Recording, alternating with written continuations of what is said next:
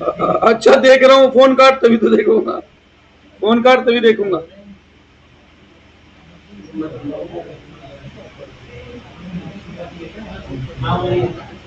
बेटा हमने चैप्टर शुरू किया था, सुनिए, हमने चैप्टर शुरू किया था कौन सा? सेकंड, इंडियन इको में। तो मैंने कुछ समझा दिया था क्या? थोड़ा बहुत। अब मुझे समझाना था किससे? आपके क्या नाम है, बुक से, अंडरलाइन कराते हुए। तो ध्यान देना, ज्यादा समय नहीं लगाएंगे इस चैप्टर में, अभी फिलहाल के लिए एक बार दोबारा पढ़ेंगे फिर बाद में। बड़ा चैप्टर है।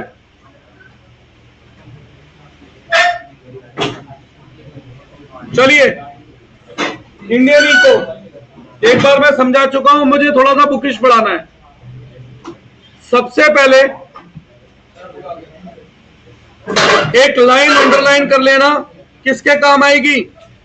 एमसीक्यू के काम आएगी। किसके? एमसीक्यू के।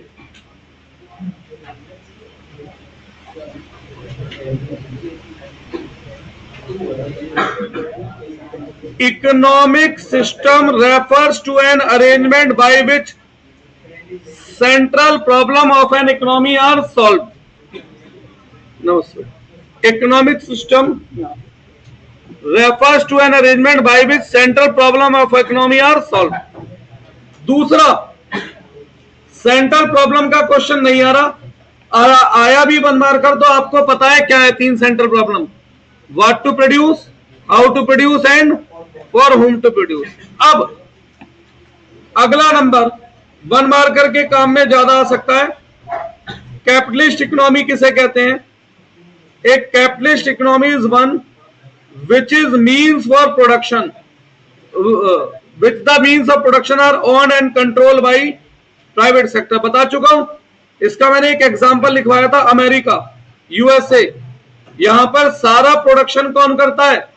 Private sector. यहां पर जो भी डिसीजन लिया जाता है वो लिया जाता है प्राइस मैकेनिज्म के थ्रू। प्राइस मैकेनिज्म हम किसे कहते हैं?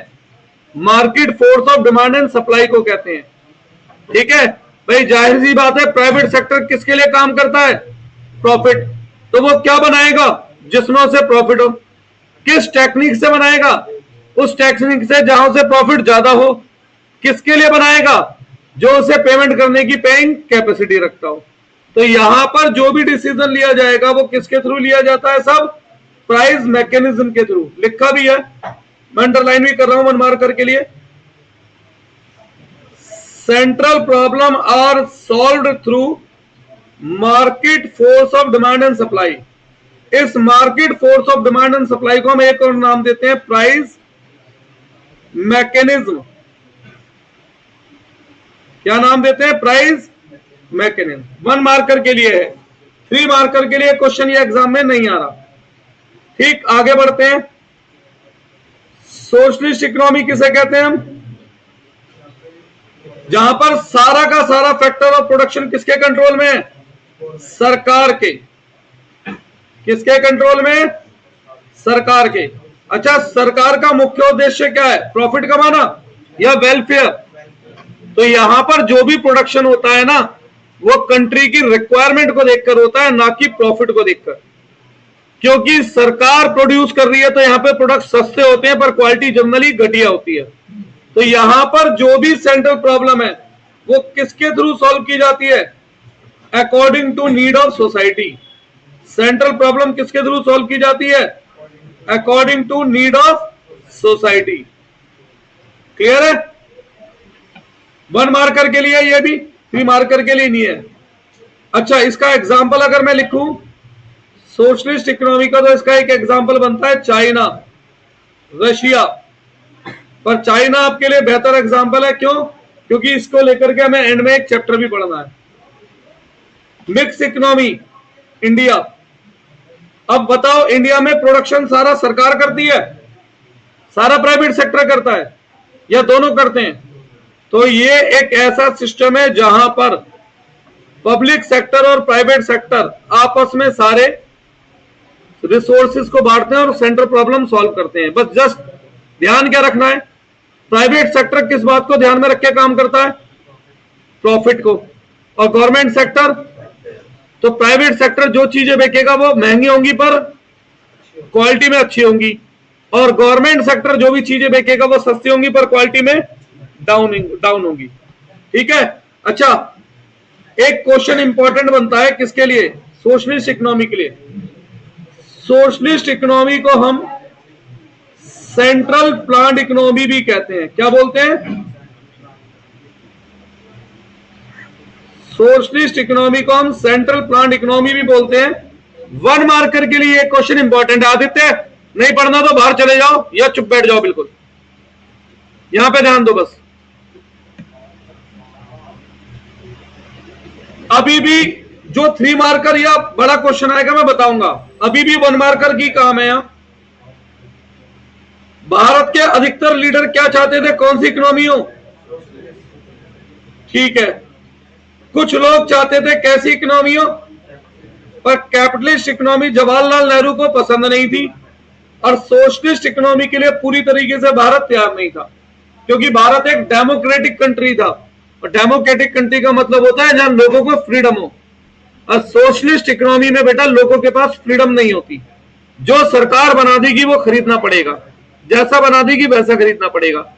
तो क्योंकि हम डेमोक्रेटिक कंट्री थे, सोशलिस्ट इकोनॉमी हम लगा नहीं सकते थे। कैपिटलिस्ट इकोनॉमी जवाहरलाल नेहरू जी को पसंद नहीं थी, तो हमने कौन सी इकोनॉमी चुनी? तो India adopt mix economy. India ने कौन सी इकोनॉमी चुनी? Mix economy. और मिक्स इकोनॉमी का मतलब मैं बता चुका हूं, जहां पर सारे फैक्टर ऑफ प्रोडक्शन शेयर किए जाते हैं अमंग्स किस किस के बीच में? प्राइवेट सेक्टर और गवर्नमेंट सेक्टर, पब्लिक सेक्टर कह दो। ये भी 1 मार्कर में बनता है। 3 मार्कर क्वेश्चन अभी जो आएगा मैं बताऊंगा। अब एक 1 मार्कर क्वेश्चन यहां से बनता है,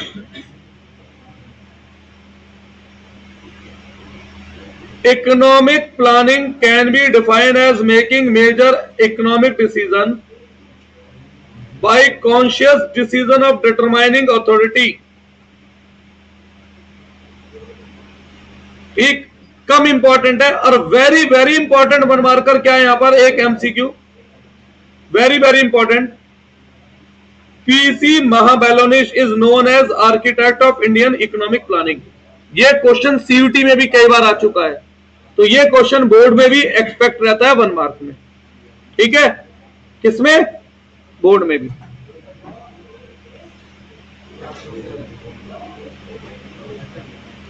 अब सुनिए, एक लाइन और अंडरलाइन करो। पहला इंडस्ट्रियल पॉलिसी रेजोल्यूशन 1948 में पास हुआ था। दूसरा, इंडिया सेटअप प्लानिंग कमीशन इन 1950। यह क्वेश्चन भी बनता है। इसका चेयरपर्सन कौन था? Prime minister Pandit Jawaharlal Nehru. यह क्वेश्चन भी वेरी वेरी एक्सपेक्टेड होता है एग्जामों में। ठीक है, अभी तक सब 1 मार्कर के लायक है। जहां शुरू होगा 3 मार्कर में वहां उसकी बात करूंगा बेटा। तो प्लानिंग कमीशन कब सेट किया गया था? 1950। चेयरपर्सन कौन था? पंडित जवाहरलाल नेहरू। कौन थे वो? Prime minister. पहला इंडस्ट्रियल पॉलिसी रेजोल्यूशन कब आया था? 1948 में। ठीक है, और प्लानिंग कमीशन ने प्लानिंग के लिए पीरियड कितना तय किया था? 5 ईयर, जिन्हें हम क्या कहते थे? 5 ईयर प्लान। कोई डाउट है? अब प्लानिंग कमीशन क्या भारत में अब भी मौजूद है? हाँ जी, क्या प्लानिंग कमीशन अब भी भारत में मौजूद है या नहीं? नहीं, प्लानिंग कमीशन रिप्लेस कर दिया गया है नीति आयोग के द्वारा। ठीक है, प्लानिंग कमीशन किससे रिप्लेस हो गया है? नीति आयोग के द्वारा। Planning commission no more is in existence. इसकी जगह पर क्या आ गया है? नीति आयोग। क्या आ गया इसकी जगह? नीति आयोग। ये सब 1 मार्कर बनते हैं, कोई 3 मार्कर इसमें से नहीं बनता, ना बन सकता है। अब यहां से शुरुआत करते हैं। पहला इंपॉर्टेंट क्वेश्चन, जर्नली 3 मार्क्स। अगर कभी कभी बहुत रेयर पॉसिबिलिटी है कि 6 मार्क्स में पूछ लें, पर minimum 3 marks. Very very very very very very important question है ये। Goal of 5 year plan. Goal of 5 year plan क्या थे? अच्छा, पहला 5 ईयर प्लान कब आया था? ये 1 मार्कर के लिए ध्यान रख लेना। 1951 से लेकर 31 मार्च 56 तक ये पहला 5 ईयर प्लान था। और 5 ईयर प्लान के 4 बेसिक गोल क्या थे? वो ये रहे आपके सामने। पहला, ग्रोथ। ये हमें पढ़ना है, 3 मार्कर या बड़े क्वेश्चन को ध्यान में रख के। ग्रोथ किसे कहते हैं बेटा? आपका शरीर जैसे जैसे बढ़ता जा रहा है, ये ग्रोथ कहलाएगी। यहां पर हम इकोनॉमिक पढ़ रहे हैं, तो इकोनॉमिक में इकोनॉमिक का शरीर क्या है? Production capacity. जब देश में प्रोडक्शन की कैपेसिटी बढ़ती है तो उसे ग्रोथ कहा जाता है। ठीक है, अब सपोज करो, एक सेकंड, मेरे पास 30 चेयर हैं, पिछले साल यहां पर 20 बच्चे थे, इस साल यहां 30 बच्चे हैं, तो ये ग्रोथ नहीं है, क्योंकि प्रोडक्शन तो मैं पिछले साल भी 30 कर सकता था। ग्रोथ कब है? जब मेरी प्रोडक्शन करने की क्षमता बढ़े। हेलो, हाँ बेटा, बोल बेटा, बोल। नहीं, अभी 5 वाली करूंगा।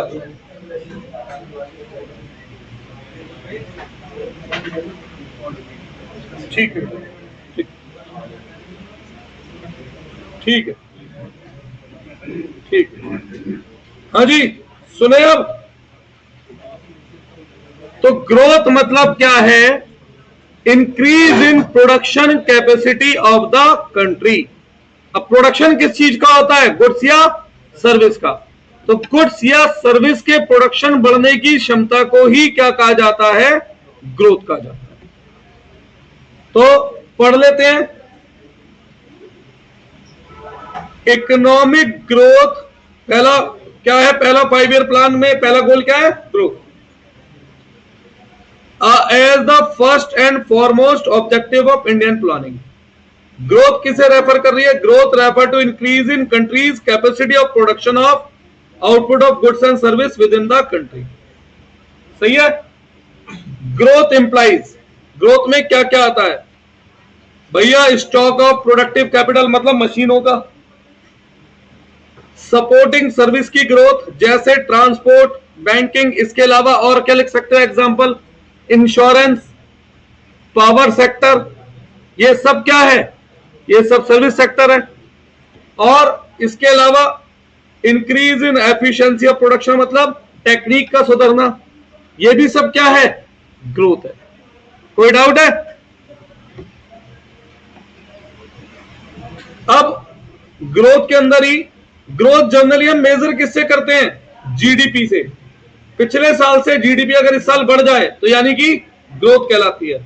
ग्रोथ, जीडीपी का मतलब क्या है? GDP refer to market value of all the goods and service produce in the economy. मतलब मैंने दूसरी डेफिनेशन बोल दी है, आप ये लिख दो चाहे वो लिख दो।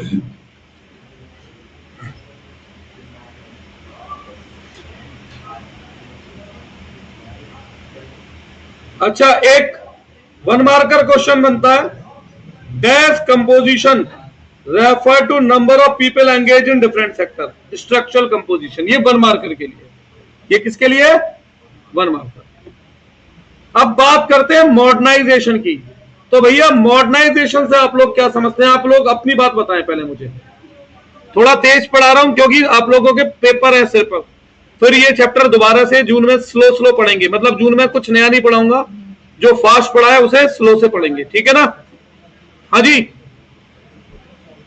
अकुल जी, मॉडर्न से क्या मतलब समझते हैं आप?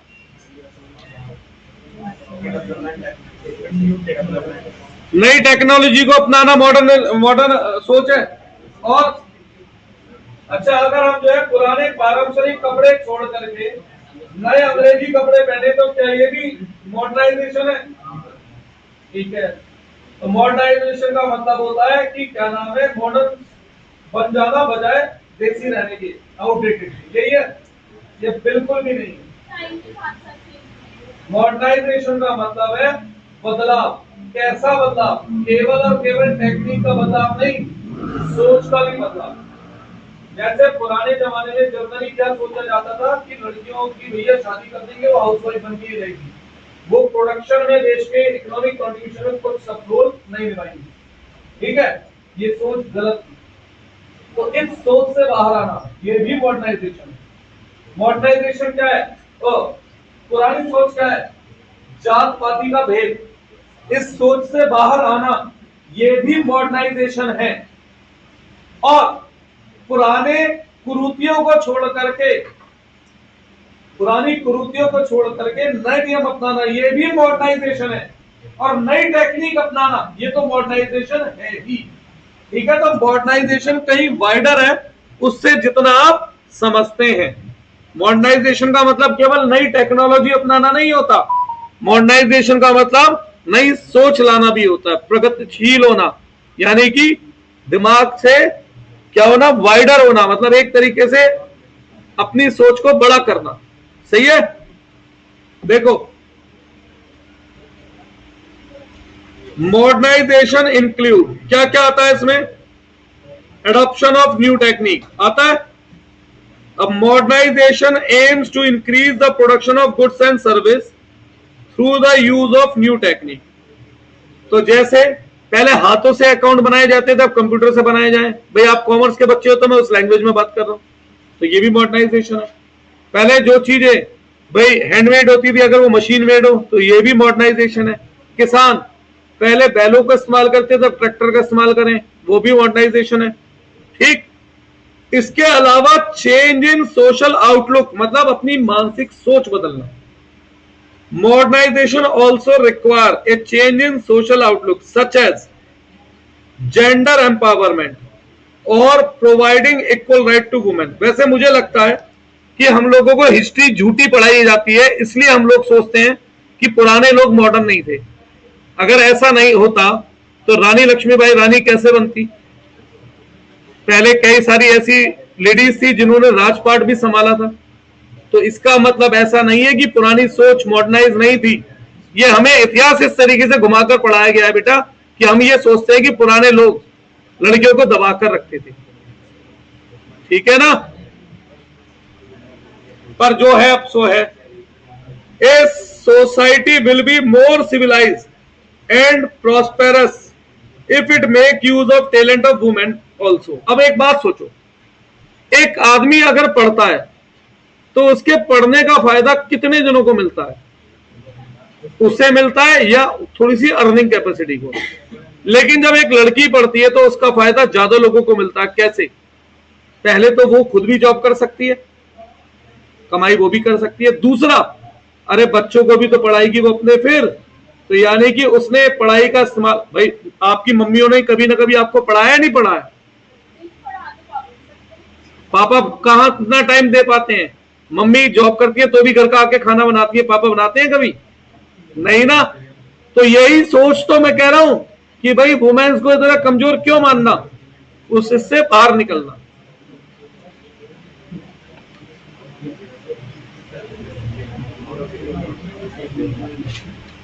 अब सेल्फ रिलायंस, इस शब्द का मतलब आप लोग क्या समझते हैं? कोई मुझे बताओ इस शब्द का क्या मतलब समझता है? देखो बेटा, एक शब्द होता है सेल्फ डिपेंडेंट और एक होता है सेल्फ रिलायंस। पर डिपेंडेंट नहीं, सेल्फ सफिशिएंट, और एक शब्द होता है सेल्फ रिलायंस।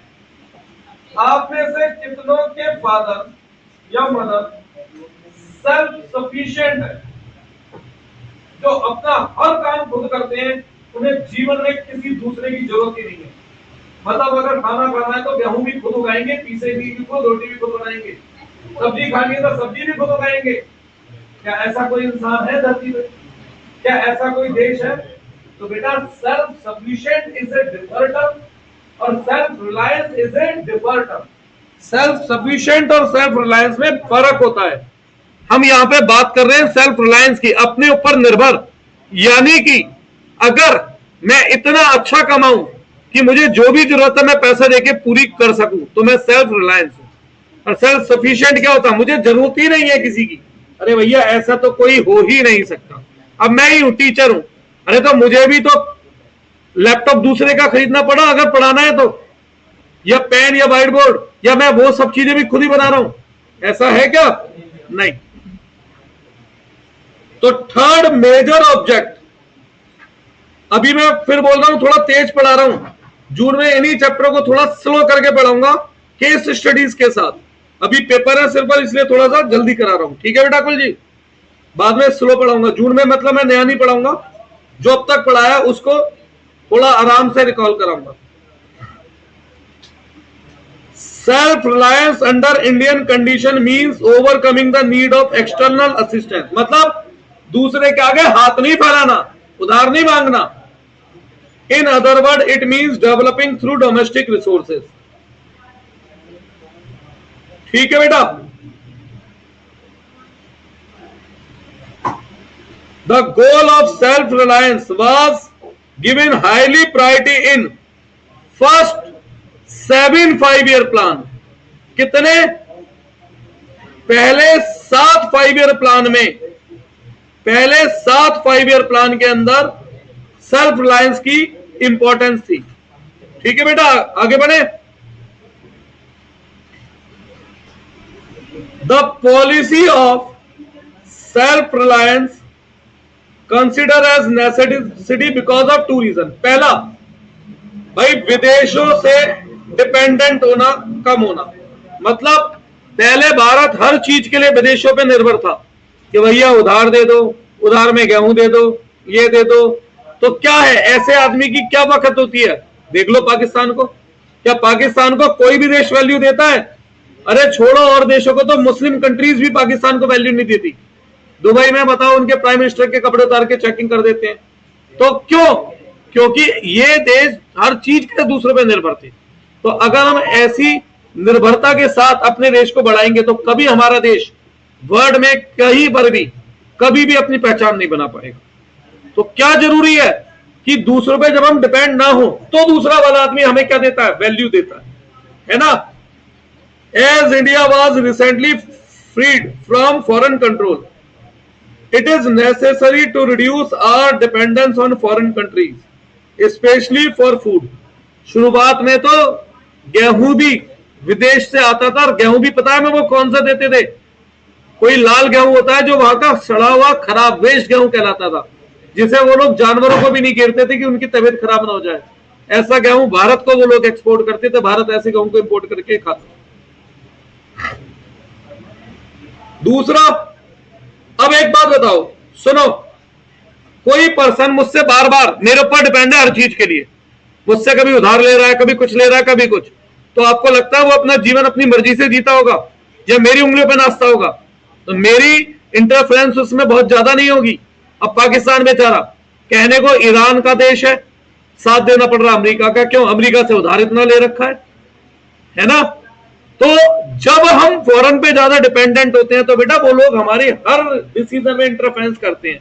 अगर हम चाहते हैं कि वो लोग टांग ना अड़ाएं हमारे किसी भी डिसीजन में, तो जरूरी क्या है? हम उन पे पहले डिपेंड होना बंद कर दो। It was feared that dependent on imported food supplier, foreign technique और foreign capital may increase foreign interference। अब सुनो, एक सिंपल एग्जांपल देता हूं, पर ये एग्जांपल गलत वे में मत लेना। आज आप लोग अपनी सभी जरूरत के लिए किस में निर्भर है? मम्मी पापा पर। तो आप अपनी मर्जी से कायदे में फोन भी यूज कर सकते हैं उनके सामने? नहीं, वो फोन देखते हैं, कहते हैं ये क्यों देख रहे हो, इसे बंद करो। ऐसा क्यों? डिपेंडेंट है। कल आप लोग अच्छी जॉब करने लगे, 2 2.5 3 लाख रुपए महीना कमाने लगे, क्या मम्मी पापा आपसे हर चीज में फिर आपके वो कहेंगे कि ये काम करो, ऐसे मत करो? नहीं, बस वो क्या कहेंगे, बेटा इसकी जरूरत है, ये काम करते हैं। ऐसा ही है ना? तो जब डिपेंडेंस कम होती है तो इंटरफेरेंस भी क्या होती है बेटा? कम होती है। इक्विटी, अब इक्विटी का मतलब बहुत लोग सोचते हैं सब लोग बराबर हो जाए। अच्छा, कितना अच्छा हो अगर भारत में हर आदमी बराबर अमीर हो जाए, हर आदमी 5 करोड़ का मालिक बन जाए, ठीक है, सब आदमी पर बराबर संपत्ति हो, तो ये अच्छा होगा बुरा होगा? ये भारत देश के लिए बहुत बहुत बहुत बुरा होगा। लेबर कहां से लाओगे भाई? छोटा काम किससे करवाओगे? है कोई आदमी जो आपके छोटे काम को परफॉर्म करके दे पाएगा? नहीं। जब छोटे बड़े का बिल्कुल भेद नहीं रह जाएगा तो कोई भी आदमी किसी के अंडर काम क्यों करेगा? सोचा आपने? ऐसा देश कभी ग्रोथ नहीं होगा। इसका एक एग्जांपल देता हूं। एक मूवी आई थी फ्लॉप पिक्चर, पर मुझे मजा आते हैं देखने में, वो गॉड तुसी ग्रेट हो, सलमान खान की पिक्चर थी। उसमें सलमान खान को भगवान से शिकायत होती है कि भाई तुम सबकी नहीं सुनते, मैं भगवान होता तो मैं सबकी इच्छा पूरी कर देता। अब होता क्या है, भगवान उसे एक दिन के लिए भगवान बना देते हैं। अब वो सबकी इच्छा पूरी कर देता है। सबसे पहले उसकी बहन को लेकर उसका पड़ोसी भाग जाता है, क्योंकि उसकी इच्छा थी। पता लगता है कि जो बैंक में डकैत आए, बैंक की डकैती हो, क्योंकि डकैतों की इच्छा थी कि मैं बैंक डकैती कर पाऊं। मतलब भैया सबकी इच्छा पूरी कर दोगे तो सृष्टि नहीं चलेगी। ऐसे ही हर इंसान बराबर हो जाएगा तो सृष्टि नहीं चलेगी। तो यहां पर इक्विटी का मतलब यह बिल्कुल भी नहीं है कि सबकी अर्निंग कैपेसिटी एक समान है। यहां पर इक्विटी का मतलब है कि हर इंसान इतना कमा सके कि वो अपनी बेसिक नेसेसिटी पूरी कर सके। सही है? यानी कि रोटी, कपड़ा, मकान, शिक्षा और मेडिकल, वो अपनी इन जरूरतों को पूरा कर सके, वो इतना कमाए। ये नहीं है इसका मतलब कि हर इंसान बिल्कुल बराबर कमाए। ऐसा दुनिया का कोई देश है जहां हर इंसान बिल्कुल बराबर कमाता हो? ऐसा कोई देश हो ही नहीं सकता, क्योंकि ऐसा देश होगा तो बर्बाद हो जाएगा। वहां काम करने के लिए लोग नहीं मिलेंगे, मैन पावर ही नहीं मिलेगी तो काम कैसे होगा, है ना? तो इक्विटी का मतलब है यहां पर इंप्रूव करना kind of life of the people. जैसा हम जीवन जीते हैं उस लिविंग स्टैंडर्ड से बेहतर होना, ये इक्विटी है। सही है? So that it is ensure that benefit of economic growth will be available to all. मतलब जब कंट्री ग्रो करे तो सबको कुछ ना कुछ फायदा हो, गरीबों को भी फायदा हो और कुछ अमीरों को भी। पर इसका मतलब ये बिल्कुल नहीं है सब लोग एक बराबर हो जाए। ठीक है? Every Indian should be able to meet her basic need. Equity का मतलब क्या है कि वो अपनी बेसिक नीड पूरी कर सकें। अब पुराने जमाने में बेसिक नीड में 3 चीजें आती थी, रोटी, कपड़ा, मकान। अब आती है 5, रोटी, कपड़ा, मकान, शिक्षा और हेल्थ। सही है? स्वास्थ्य। एंड इनइक्विटी का मतलब होता है कि भाई गरीब इतना गरीब है कि वो अपना रोटी खाने के लिए भी पैसे नहीं कमा पा रहा, और अमीर इतना अमीर है कि वो वेस्टेज करे। ठीक है? इक्विटी ना होने का मतलब ये है, ये बिल्कुल नहीं है कि बराबर होना है। इन शॉर्ट इक्विटी का मतलब क्या है कि लिविंग स्टैंडर्ड को बढ़ा देना समाज। 100% ये क्वेश्चन एग्जाम में आने वाला है। अगर मुझसे कोई शर्त लगाना चाहे तो लगा लो।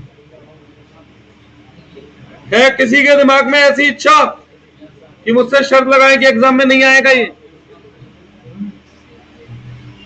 100% एग्जाम में आएगा, ये गारंटी से कह रहा हूं मैं। ठीक है? वेदांश कहां है? अच्छा है? हर पेपर में आने की उम्मीद है इस साल, फाइनल में भी और जो फर्स्ट ड्यूटी वगैरह टर्म होंगे। अब सेकंड, अब देखो भारत आजाद हो गया, नेहरू जी प्रधानमंत्री बन गए। अब मुख्य उद्देश्य क्या है भाई? लोगों का जीवन स्तर सुधारना। तो पहले किस पे ध्यान दिया गया? सबसे पहले हमारे देश की इकोनॉमी कैसी इकोनॉमी थी? एग्रीन इकोनॉमी थी। तो सबसे पहला फोकस जो करा वो करा गया एग्रीकल्चर सेक्टर पे, कि अगर हम एग्रीकल्चर सेक्टर को ग्रोथ दे दें तो भाई डायरेक्टली और इनडायरेक्टली 80% लोग किससे लिंक्ड है? एग्रीकल्चर सेक्टर से लिंक है। तो डायरेक्टली और इनडायरेक्टली 80% लोगों को इसका फायदा मिल जाएगा, बेनिफिट मिल जाएगा। सही है? इसी सोच के साथ सबसे पहला उद्देश्य था एग्रीकल्चर सेक्टर को डेवलप करना। पर भैया किसी भी सेक्टर, अब जैसे सपोज करो तुम में से किसी के माँ बाप मेरे पास आए, कहें जी भाई साहब इस बच्चे के 2 महीने बाद एग्जाम है, इसे पास कराना है। अरे पहले तुम्हारे बारे में जान तो लो, तुम्हारे में बुद्धि कितनी है, या कमी क्या है, कहाँ गलती करते हो, क्यों परेशानी है, क्यों समझ नहीं आता, तभी तो मैं तुम्हारे साथ कुछ स्टेप ले पाऊंगा इम्प्रूव करने के, या बस आते ही काम कर दूंगा, हो जाएगा शुरुआत। ऐसा नहीं। तो भैया एग्रीकल्चर सेक्टर को अगर सुधारना है तो पहले ये तो जान लो सुधार कहां करना है। यानी कि एग्रीकल्चर सेक्टर में क्या प्रॉब्लम है, जब तक ये नहीं जानोगे उसकी फीचर, उसकी प्रॉब्लम, तब तक आप एग्रीकल्चर सेक्टर को सुधारने के लिए स्टेप कहां से लोगे? किस चीज को सुधारूंगा मैं जब तक मुझे यही नहीं पता कि कमी क्या है ना? क्यों नागर साहब? तो सबसे पहले कमी जाननी जरूरी है। कमी जानोगे तभी आप उस कमी को दूर करने के लिए क्या ले पाओगे? स्टेप्स ले पाओगे। तो ठीक है भैया, सबसे पहली लो प्रोडक्टिविटी, हमने पढ़ा भी था स्टैग्नेशन में कि भैया हमारे देश में खेती की जमीन का उतने अच्छे से यूज नहीं हो पाता जितना बाकी और कंट्री में होता है। यानी बाकी और कंट्रियों में अगर ए सेम पीस ऑफ लैंड जितना प्रोडक्शन करने में पॉसिबल है, सक्षम है, हमारे देश में उसी सेम पीस ऑफ लैंड से बहुत कम प्रोडक्शन होता है। तो यानी कि जब हम सोचते हैं कि हमें एग्रीकल्चर सेक्टर का डेवलपमेंट करना है तो हमारा उद्देश्य क्या होगा? प्रोडक्टिविटी बढ़ाना, है ना? तभी तो ग्रीन रिवॉल्यूशन आया था बेटा। अगर हमें यह पता ही नहीं होती हमें करना क्या है तो हम ग्रीन रिवॉल्यूशन लाते क्यों? तो इसका मेन मोटिव, पहला मोटिव कि प्रोडक्टिविटी बढ़े। प्रोडक्टिविटी बढ़ेगी उसके लिए नॉलेज देनी पड़ेगी, उसके लिए टेक्निक बदलनी पड़ेगी। दूसरा, डिसगाइज्ड अनएम्प्लॉयमेंट। क्या मतलब समझते हो आप डिसगाइज्ड अनएम्प्लॉयमेंट का?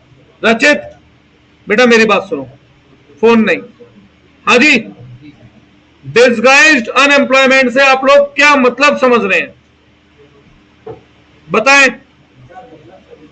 सुनो एक सेकंड, मेरे दो बच्चे हैं, दो बेटे हैं, ठीक है? अब मैं गांव में एक किसान हूं और मेरा एक छोटा सा खेत है 2 बीघे का। तो मैं और मेरी वाइफ उस पर खेती करते हैं और हमें किसी तीसरे की जरूरत महसूस होती नहीं है, हम क्योंकि छोटा सा खेत है हम खुद ही काम कर लेते हैं। अब होता क्या है, बच्चे मेरे बड़े हो जाते हैं, गांव में रहते हैं, गांव में और कोई काम तो मिल नहीं रहा, पढ़ाई लिखाई ज्यादा करी नहीं है यार। हेलो,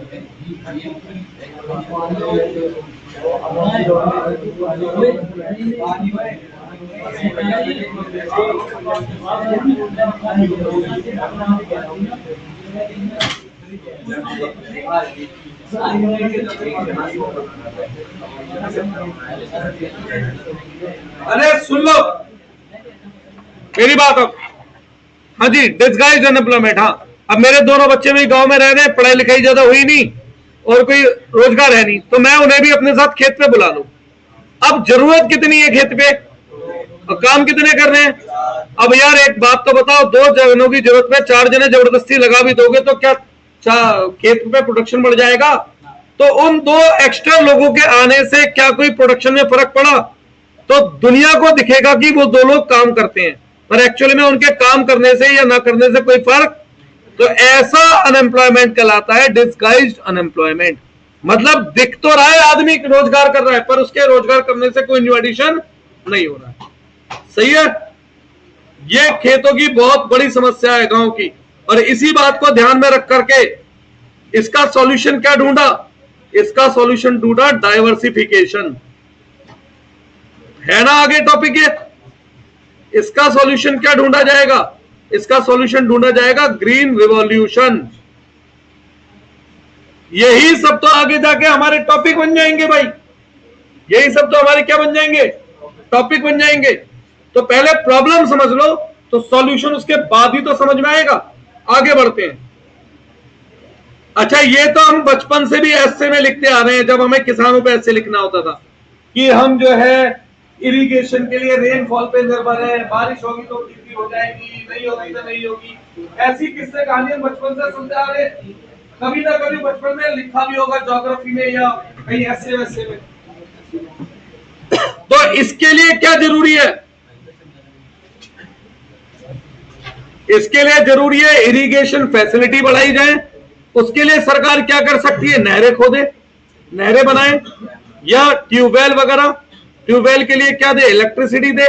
तो जब तुम्हें समस्या पता लगेगी बेटा तभी तो समाधान ढूंढोगे। अब तुम बस जाकर डॉक्टर से कह दो डॉक्टर साहब तभी ठीक नहीं लग रही, और डॉक्टर साहब कहेंगे लो नीली लाल पीली गोली लो, खा लो, हो जाओगे सही, बिना कुछ जाने पहचाने, बिना कुछ समझे। अरे भाई पहले समस्या तो पता हो तुम्हारी, दवाई तो उस हिसाब की दी जाएगी ना। तो इसीलिए प्रॉब्लम समझना बहुत जरूरी है बेटा। अगर नहीं पढ़ना जिन्हें वोट के बाहर चले जा सकते हो,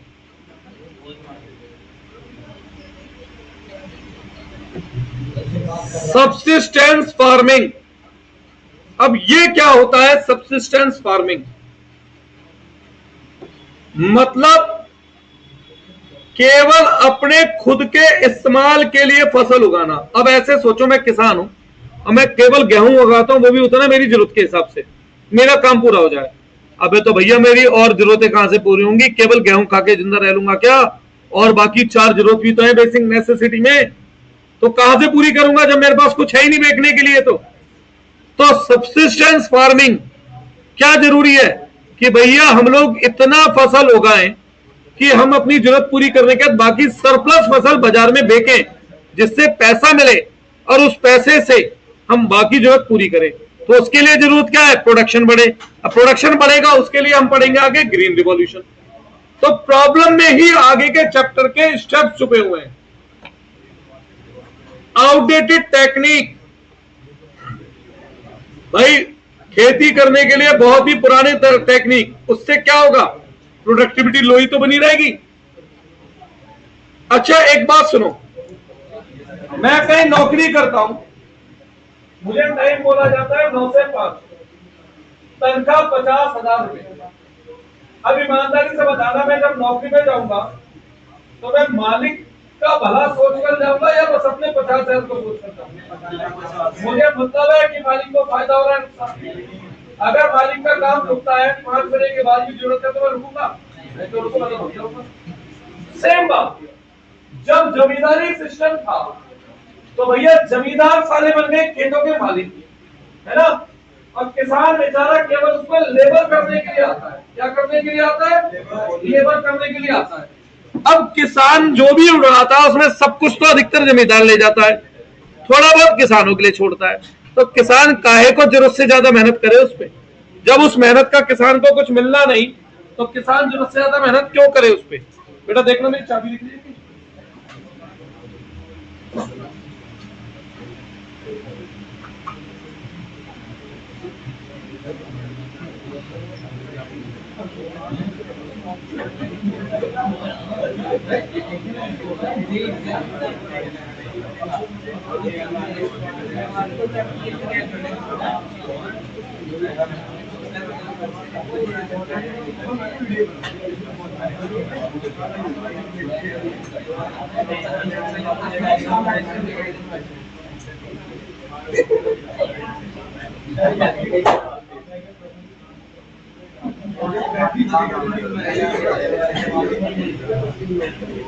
बेटा सुन लो, दूसरी बात, किसानों का भाई जरूरत से ज्यादा जब एक्सप्लॉयटेशन होगा तो उनमें काम करने की एनर्जी कहां से बचेगी?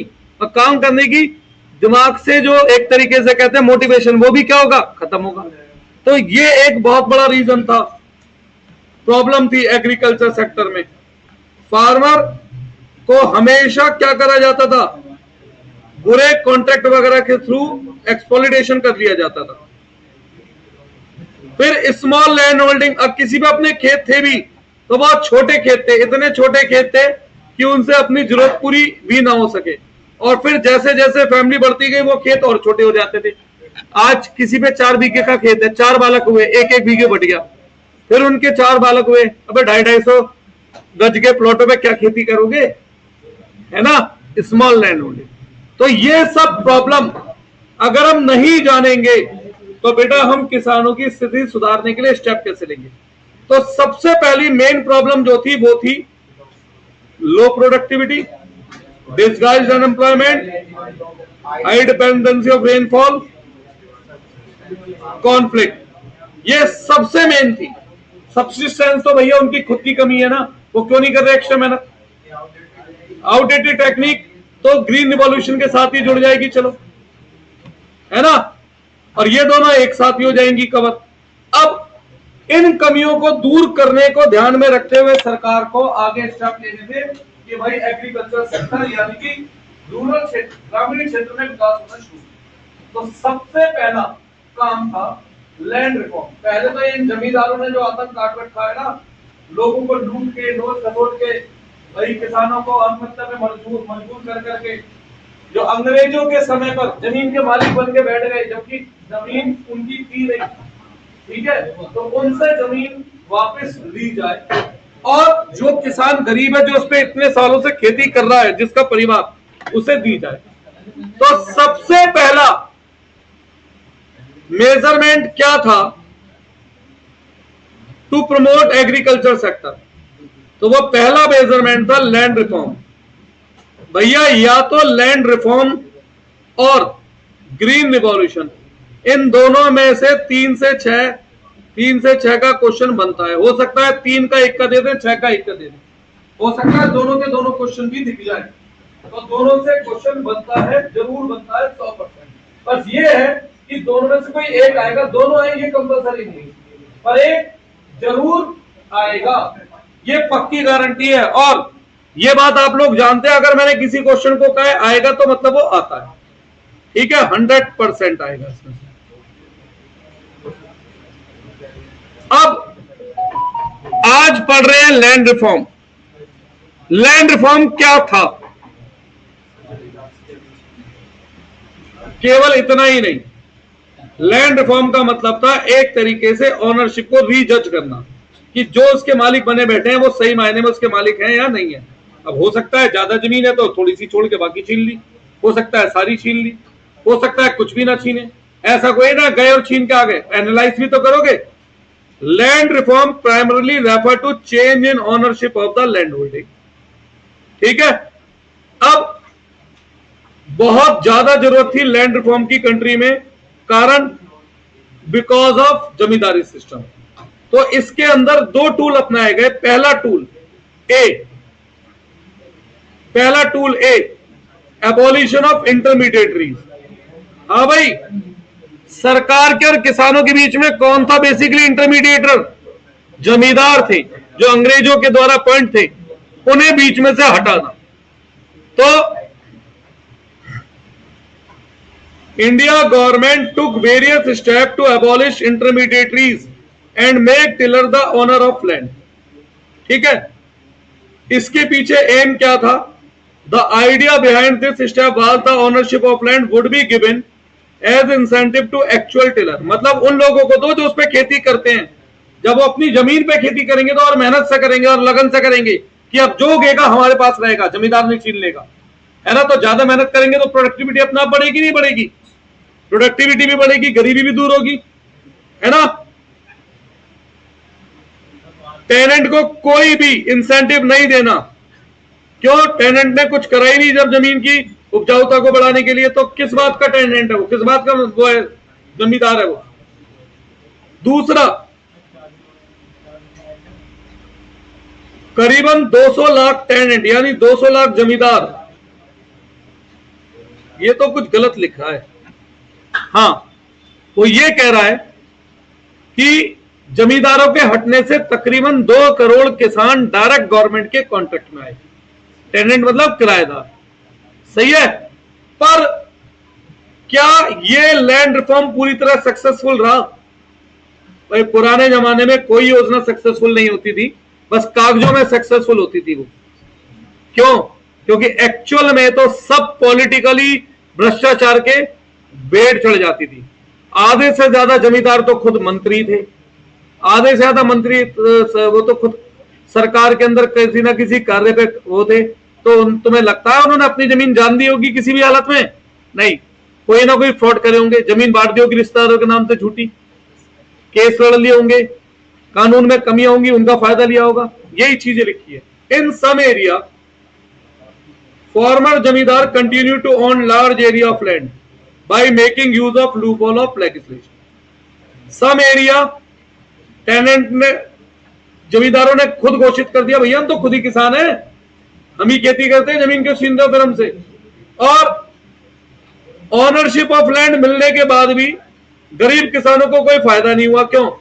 बीज भी तो चाहिए, खाली खेत में कोई ना खेती हो जाएगी, फर्टिलाइजर भी तो चाहिए, पेस्टिसाइड भी तो चाहिए, उसके लिए पैसा कहां है? सही है। लैंड सीलिंग, लैंड सीलिंग हो गया बी एलिमेंट, लैंड रिफॉर्म का B element, B point, land ceiling. Seal मतलब लिमिट तय करना। लैंड सीलिंग का मतलब सरकार ने एक लिमिट तय करी कि एक आदमी पे मैक्सिमम इससे ज्यादा लिमिट जमीन नहीं होगी, जिसमें भी एक लिमिट से ज्यादा जमीन है वो उससे छीन ली जाएगी और उन्हें दे दी जाएगी जिन पे कोई जमीन नहीं है। आपको लगता है ये ठीक कामयाब था? अगर होता तो आज हमारे सामने ऐसे लोग कैसे आते हैं, किसी में 500 बीघी की जमीन, किसी में 1000 बीघी की जमीन, जबकि वो जमीन बढ़ती हुई भी आ रही होगी कई सालों से भाइयों। तो ऐसे केस कैसे, यानी ये भी फेल हुआ। इसका मतलब था beyond the specified limit all land belonging to particular person would be taken over by government and allotted to landless cultivators. खत्म। इसके पीछे मुख्य उद्देश्य क्या था? इक्विटी प्रमोट करना। लेकिन लैंड रिफॉर्म जनरली सक्सेसफुल नहीं हुआ। ठीक है, केवल ये कुछ एरियो में सक्सेसफुल हुआ। पता है वो 2 एरिया कौन से हैं? ध्यान देना, क्या खूबी है इन 2 एरियो की। यहां पर आजादी के बाद कम्युनिस्ट पार्टी थी। कम्युनिस्ट पार्टी मतलब जो कांग्रेस पार्टी नहीं थी, बाकी देश में तो पूरे में एक ही सरकार उसकी पार्टी थी। तो यहां पर उन्होंने ये जो कमियां थी इसकी उसे नहीं आने दी और जमींदारों से छीन करके जमीन सच में किसे दी? गरीब किसानों को। आज यहां तक पढ़ते हैं। अगली क्लास में, अभी फिलहाल सुपर फास्ट मोड में मैं इसे खत्म कराऊंगा और उसके बाद जून में मैं कह ही चुका हूं स्लो स्लो पढ़ाऊंगा। चलिए।